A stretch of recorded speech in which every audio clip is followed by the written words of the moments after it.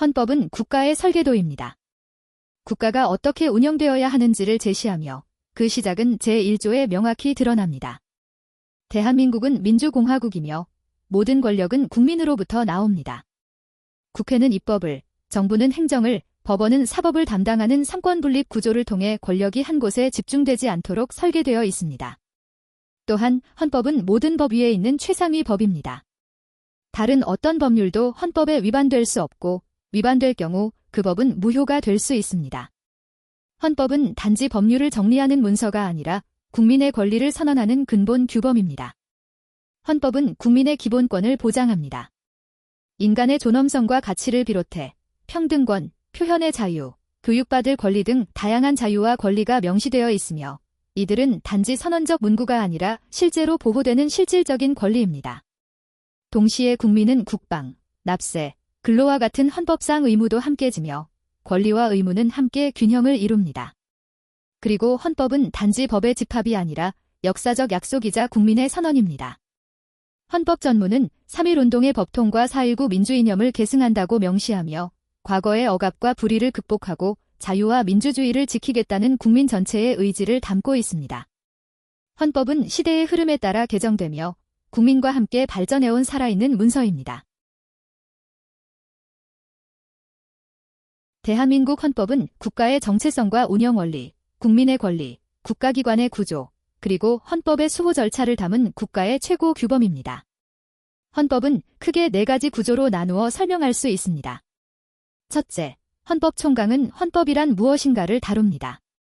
이 부분은 헌법의 개념, 기본 원리, 법적 효력, 그리고 개정 절차를 규정하며 헌법이 왜 존재하는지, 어떤 가치 위에 세워졌는지를 보여줍니다. 헌법의 최고법 규성, 국민주권, 권력분립, 법치국가의 원리가 이곳에 담겨 있습니다. 둘째, 기본권론은 국민의 권리를 어떻게 보장할까에 대한 답을 제시합니다. 인간의 존엄과 가치, 자유와 평등, 사회권 등 국민의 기본적 권리를 선언하며 행복추구권, 표현의 자유, 평등권 등의 구체적 권리와 함께 이 권리가 제한될 수 있는 요건과 원칙도 규정합니다. 특히 과잉금지 원칙, 국가의 기본 의무 등은 기본권 보호의 기준이 됩니다. 셋째, 통치구조로는 나라를 어떻게 운영할 것인가에 관한 내용입니다. 입법, 행정, 사법의 국가기관이 어떻게 구성되고 어떤 권한을 갖는지를 규정합니다. 국회의 입법권, 대통령과 행정부의 집행권, 법원의 독립성과 재판권, 그리고 국민의 참여를 보장하는 선거제도가 포함됩니다. 이는 권력분립 원리에 따라 국가 권한이 균형 있게 운영되도록 하는 구조입니다. 넷째, 헌법재판론은 헌법을 누가 어떻게 지킬 것인가에 관한 부분입니다. 헌법재판소의 설치와 권한, 위헌법률 심판, 헌법소원, 권한쟁 의심판 등의 절차를 통해 헌법의 최종적 수호자가 누구인지, 어떻게 헌법을 심판하고 구제할 수 있는지를 규정합니다. 위헌심사 기준, 자기 관련성, 보충성, 청구인 적격 등 구체적 요건들도 이 구조에 포함됩니다. 이처럼 대한민국 헌법은 총강, 기본권, 통치구조, 헌법재판의 4축을 중심으로 체계적으로 구성되어 있으며 국민의 자유를 보장하고 국가의 질서를 유지하며 헌법 그 자체를 수호할 수 있도록 설계되어 있습니다.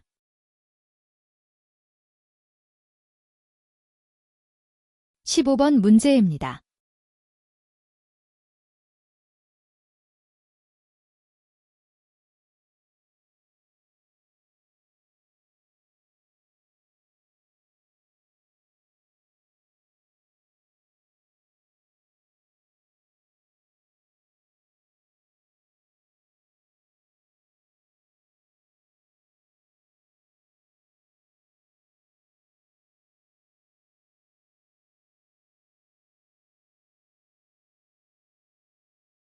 이번 시간에는 2022년 겨울 공공기관에 내려졌던 난방온도 제한과 개인 난방기 사용 금지 조치가 헌법적으로 어떤 의미를 갖는지 살펴보겠습니다. 특히 이 조치들이 직원들의 건강권, 행동의 자유, 평등권 등 기본권에 미친 영향과 이에 대해 헌법재판소가 어떻게 판단했는지 쟁점과 논의 과정을 중심으로 정리하겠습니다. 청구인들은 한국해양과학기술원, 한국항공우주연구원, 한국과학기술연구원, 한국기초과학지원연구원에 근무하는 직원들입니다. 2022년 10월 산업통상자원부는 공공기관 에너지 사용의 제한에 관한 공고를 통해 난방설비 가동 시 실내온도를 17도 이하로 유지하고 근무 시간 중에는 개인 난방기 사용을 금지하는 조치를 내렸습니다. 이에 청구인들은 해당 조치가 기본권을 침해한다며 2023년 1월 헌법소원을 제기하게 되었습니다. 청구인들의 주장으로 첫째, 17도 이하의 실내온도 제한과 개인 난방기 금지는 과잉금지 원칙에 위반되어 건강권과 일반적 행동자유권이 침해된다고 하였습니다. 둘째, 남성과 여성을 동일하게 적용함으로써 여성 종사자의 평등권이 침해되고 국회, 법원, 헌법재판소의 종사자들과의 관계에서 심판 대상 조항의 적용을 받는 공공기관 종사자인 청구인들의 평등권을 침해한다고 주장하였습니다. 이에 심판의 대상은 공공기관 에너지 사용 제한 공고 중 난방설비 가동 시 실내온도 17도 이하로 유지해야 하는 조항과 근무시간 중 개인 난방기 사용을 금지한 조항, 이 두 가지였습니다.